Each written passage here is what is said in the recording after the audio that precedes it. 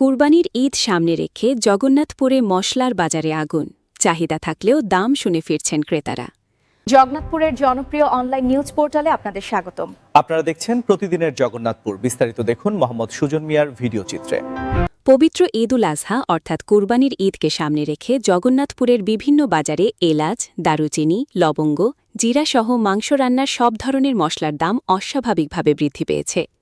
মশলার দোকানে লেগে আমরা এলআইসির মাঝে দাম বেশি পরিমাণের এলআইস বিক্রি হন না, আমরা কাস্টমার আমদানি কম, দিনের আবহাওয়া খারাপ, মাঝে বেচা কিনা খুব মান্দা যাইরো।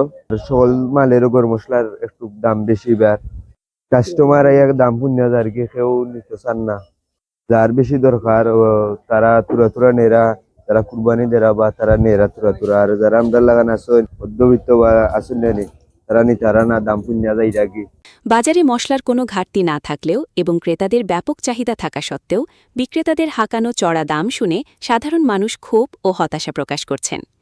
বর্তমান সময়ে ব্যবসা মানুষের মালের লাগি যে দামের লাগি মানুষের মাল নিতে রাজি না, আতঙ্ক হয়ে যায় মানুষ, দাম কম নেয় মানুষের, আমরা থেকে মাল কম নেই ব্যবসা কম ওর, আমরা মাল কাস্টমার কম, কাস্টমার বেশি আন না, দাম কম দেয় কাস্টমারে ডরাই যায় কি মালের দাম যদি কিছু কমে কাস্টমার নিতে কিন্তু রাজি হয়। বেচা কিনি কম, আগের বছরের তুলনা নাই, যে আগের বছর থেকে বেচা বিক্রি বহুত কম, আগের বছর কিছু কম আছিল দর, এবার দর বেশি। অনেক ক্রেতাকেই বাজারে এসে দাম শুনে প্রয়োজনের তুলনায় অনেক কম পরিমাণে মশলা কিনতে দেখা গেছে। সরেজমিনে জগন্নাথপুরের স্থানীয় বাজারগুলো ঘুরে দেখা যায় কুরবানির ঈদের আর মাত্র কিছুদিন বাকি থাকায় মশলাপাতির দোকানগুলোতে ক্রেতাদের উপচে পড়া ভিড়। তবে ঈদের এই বাড়তি চাহিদাকে পুঁজি করে এক শ্রেণীর অসাধু ব্যবসায়ী মশলার দাম বাড়িয়ে দিয়েছেন বলে অভিযোগ সাধারণ ক্রেতাদের। লং এলাচি, দারচিনি, জিরা, গোয়ামরিয়লি চাহিদা বেশি, মোটামুটি ভালোই বিক্রি হয়। দামটা দুইটা মালের দাম বেশি, একটা মালের দাম বেশ।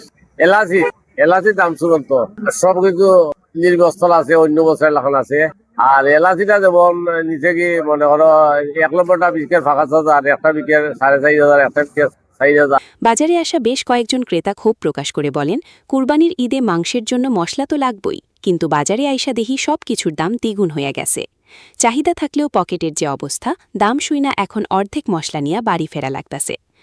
মশলার দাম গতবারের তুলনায় এবারও জায়গা তো আছে, বাড়ছে না বেশি একটা, কিন্তু কাস্টমার কম, বেচা কিনা কম, খুবই কম।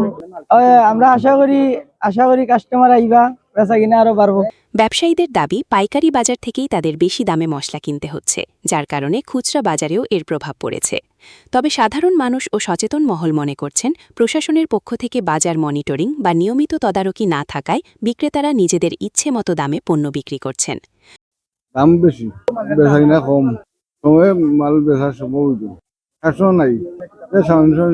পবিত্র ঈদের আনন্দ সাধারণ মানুষের দোরগোড়ায় পৌঁছে দিতে এবং কুরবানির এই সময়ে বাজার পরিস্থিতি নিয়ন্ত্রণে রাখতে জগন্নাথপুর উপজেলা প্রশাসন ও বাজার কমিটির দ্রুত হস্তক্ষেপ কামনা করেছেন স্থানীয় ভুক্তভোগী জনগণ।